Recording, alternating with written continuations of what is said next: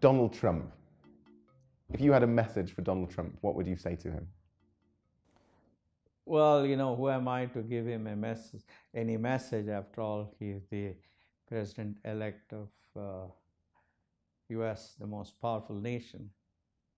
Having said that, I would just say that it will be a great idea for President-elect Trump to realize that as the leader of the most powerful nation, he has to take leadership in creating a harmonious, friction-free,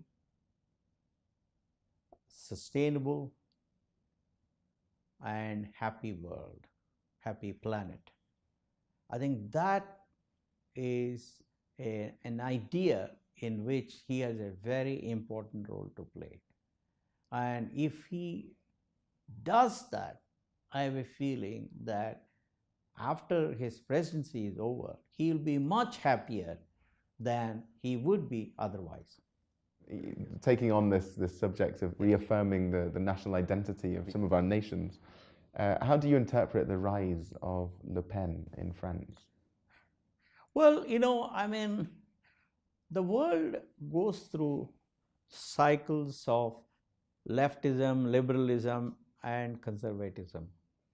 And that's normal. It has always happened. So therefore, this is a time when people have started getting a little bit concerned about liberalism and leftism. And therefore, some of the people in certain parts of the world are trying to move away from liberalism to right reactionary attitudes.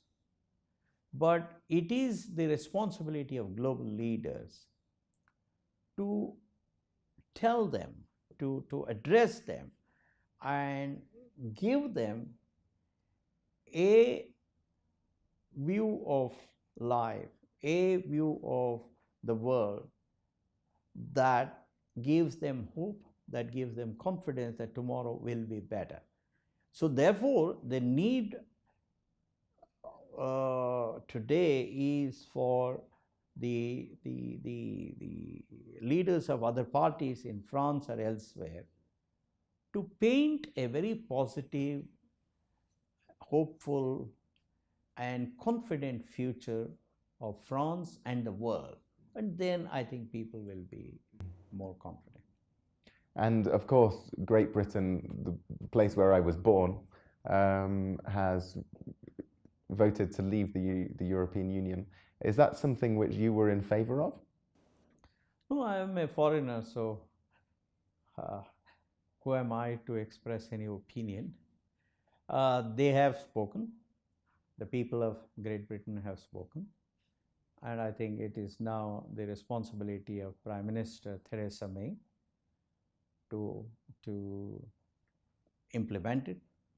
And I have no doubt at all that, like everything else, the British people will do a good job of it. I have no doubt about it. And in the end, I think everybody will be happy. Every British person will be happy that whatever decision was taken by the British people was executed well by Prime Minister May and perhaps her successors, because Britain has always thought out well and done good things. So this too will be one such thing. And how do you think this development might affect British-Indian relationship moving forward? Well, I think there is an opportunity for India and Britain to come closer, particularly in trade, because of Brexit. And we were very fortunate to have Prime Minister Theresa May visit India recently. And our Prime Minister was very, very happy. Our leaders, political leaders were all very happy.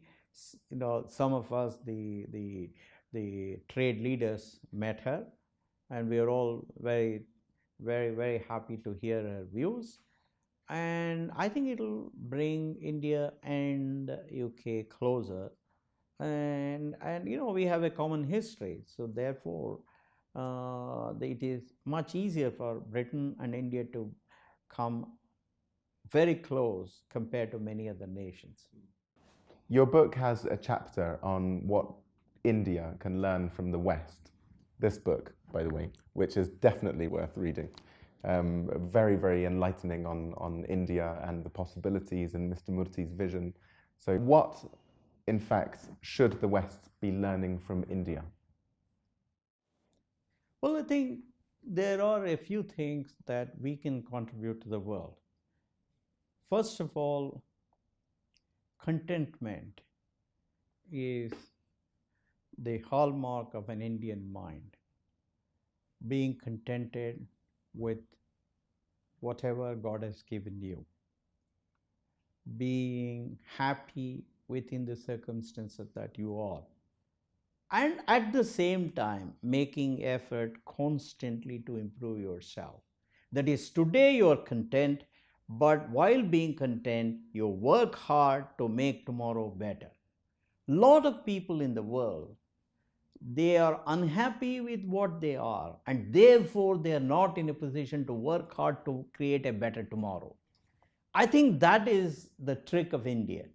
We have been told for 4,000 plus years that you should have contentment with where you are today and work hard so that you can get to a better place tomorrow.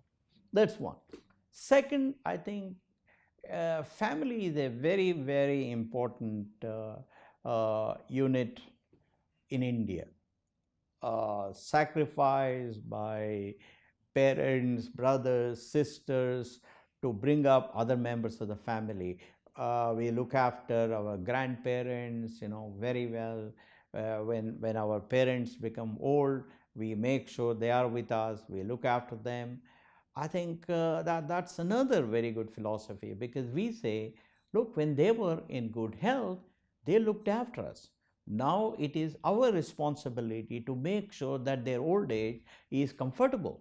We have to show our gratitude to them. So therefore, that sense of gratitude is ingrained in the Indian mind. And finally, the Indian philosophy of do whatever you're supposed to do without worrying too much about the result. That's what Gita, one of the epics of India, say. That is, do whatever is necessary. Don't worry about the result, because you're not in control of the result. But you can do whatever is necessary to be done properly. Thank you so much for your time today and for your deep insights into India, Europe, and how these two places can come closer together through technology. It's a pleasure. Pleasure. Wonderful. Well, thank you very much. Thanks a lot. Wonderful.